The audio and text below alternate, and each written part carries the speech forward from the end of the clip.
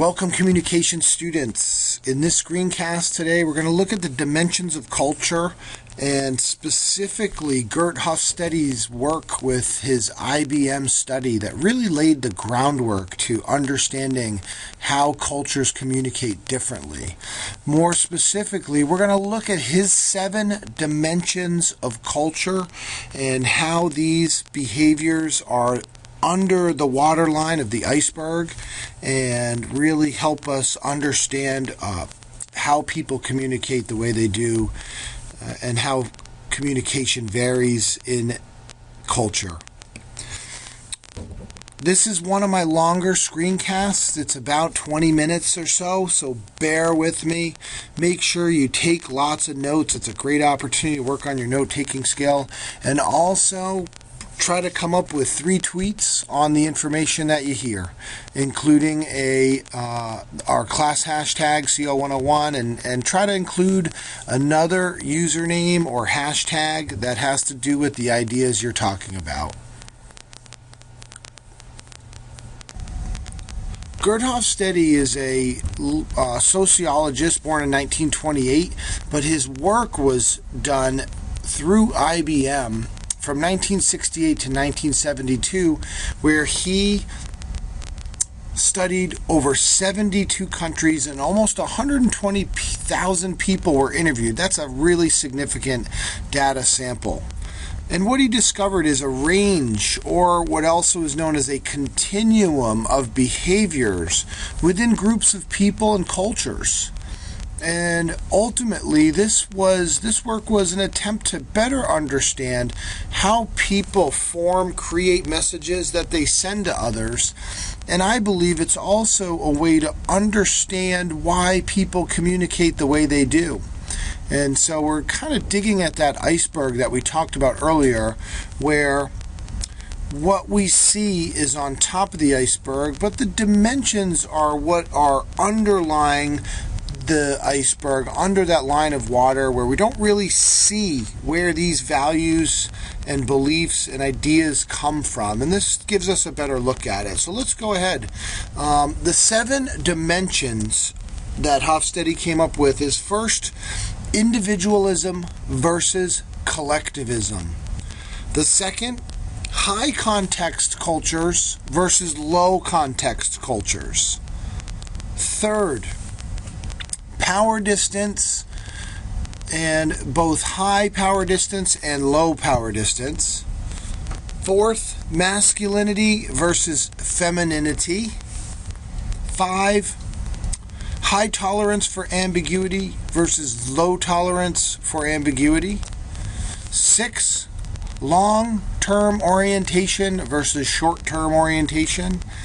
And the last one is indulgence versus a restraint orientation. So these are the 7. And if I just stay on this slide for a minute, I'd like you to think about these 7 dimensions and look at each one individually on a graph.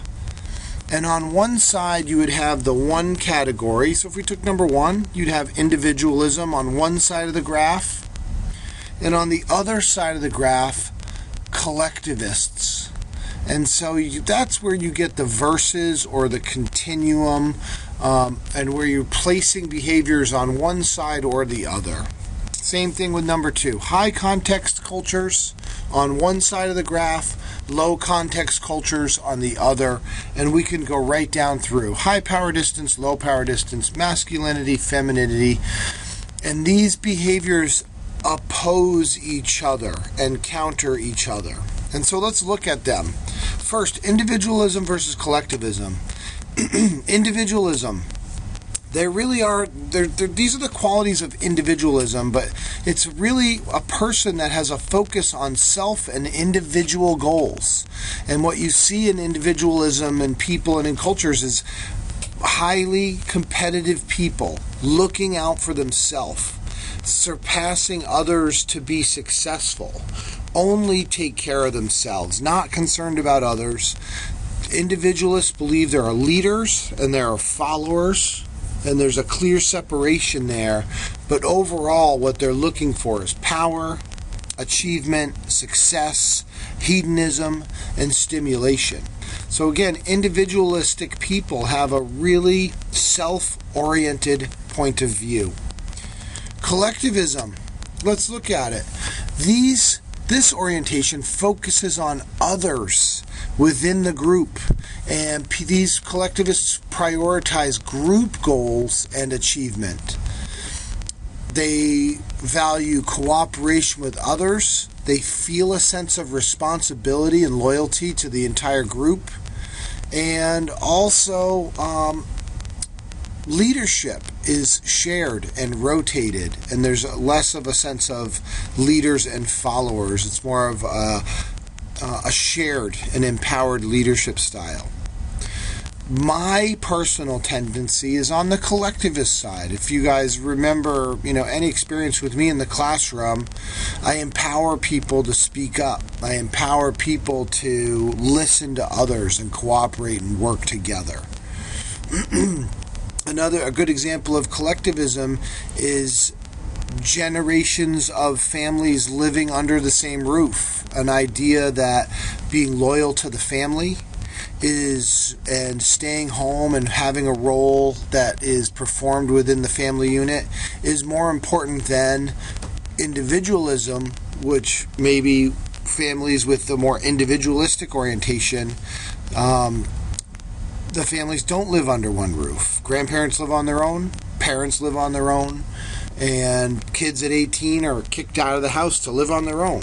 So you can kind of see in terms of culture, I think the United States scores number one in the world on individualism, where we really value the individual person making it and being successful on their own. And many Asian cultures live more in a collectivism environment where they really focus on the group, the family, and loyalty. Moving on. Let's look at high context cultures versus low context cultures. And let's look at high context cultures first. High context cultures rely heavily on the context in order to get the message across. So they're reliant on the contextual clues that are there rather than, and that's what this first bullet says, explicitly stated information. So in high context cultures, information is known by all, but it's not explicitly stated in a verbal message. So high context cultures are less verbal, more nonverbal. There's more of an emphasis on personal relationships and less emphasis on oral communication. Getting to know each other socially and interpersonally is important. That way you can understand the person, you can read facial messages and body cues, and that really happens over a period of time and trust building. High context cultures also value face saving. This means that face saving means that you don't publicly embarrass self or others, and so you avoid arguments, particularly in public, and you avoid criticism, and generally criticism takes place in a private environment. So let's look at low context cultures. If we know high context cultures are heavily reliant on the contextual and nonverbal clues, we know low context cultures is just the opposite.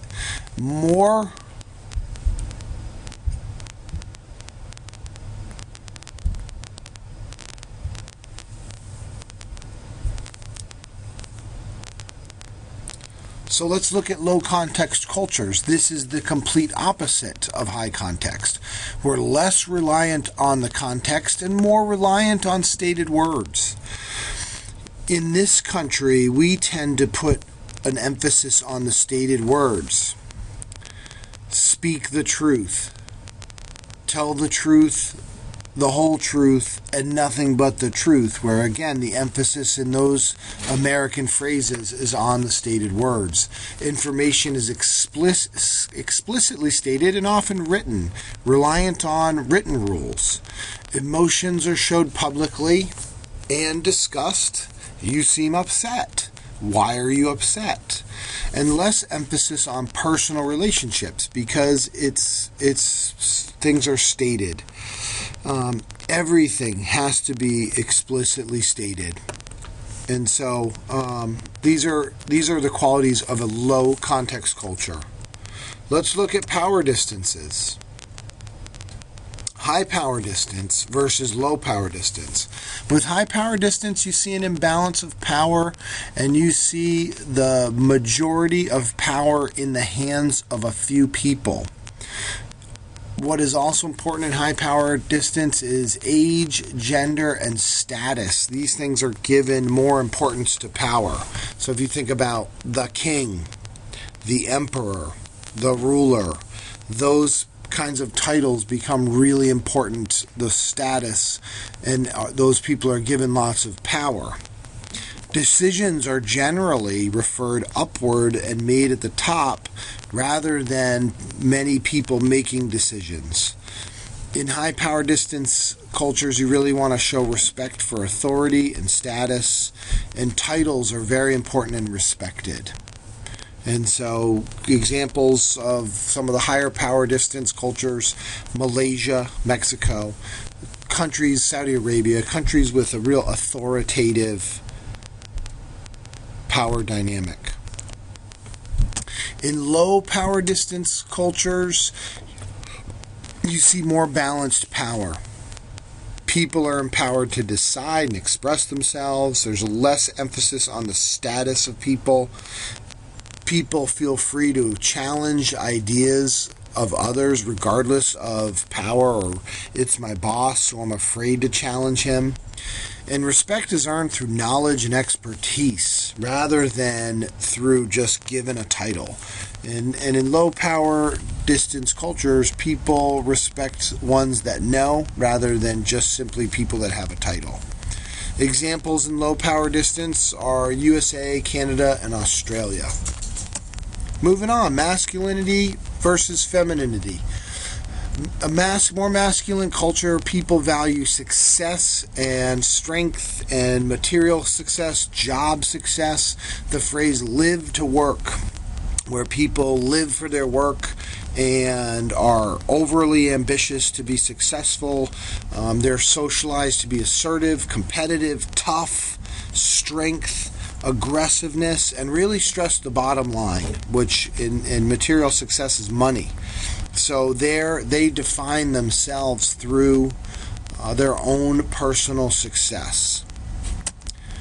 Feminine cultures, just the opposite. They value quality of life versus work. Work to live is the phrase. And they value modesty, humility, loving and nurturing for the other person, tenderness, caring, and really much more willing to compromise and negotiate.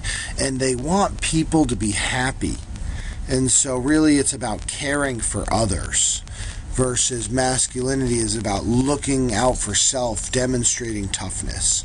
And so you can see where these two orientations lie on opposite ends of the spectrum. Let's look at high versus low tolerance cultures. So high tolerance, this is all about certainty versus uncertainty. And high tolerance for uncertainty means that I can tolerate a lot of things that aren't planned. It's ambiguous. There's minimal rules. I'm not sure what's supposed to happen, and I'm okay with that. The uncertainty is seen as normal. And so when we see differences in others, it provokes a curiosity and an open-mindedness, and we really encourage cultural differences and the ways people are different, and just being really open and welcome to change. This is the high tolerance for uncertainty. Just the same, the low tolerance uncertainty cultures avoid ambiguity and uncertainty. They need to have predictability and plans in place so that they feel safe. When there is uncertainty, it provokes a high level of anxiety. So you can think about your own kind of ability to, or comfortability with certainty versus uncertainty. But for low tolerance, routine is good and comfortable. These cultures stick to strict rules of communication, and they prefer structured experiences, and differences can be seen as dangerous. So think about you. Are you more comfortable with uncertainty and adventure and not knowing what's going to happen? Or are you more inclined to be planned? A need for predictability. You need to know what's going on. I want to map out my day. I want to know what's going to happen. So you can think about where you stand on this dimension. High tolerance versus low tolerance cultures. The next is long-term versus short-term orientation. Long-term orientation is an emphasis on the importance of future planning, diet, exercise, saving money. You're really thinking about the future. Relationships are practical. They're more of a utility.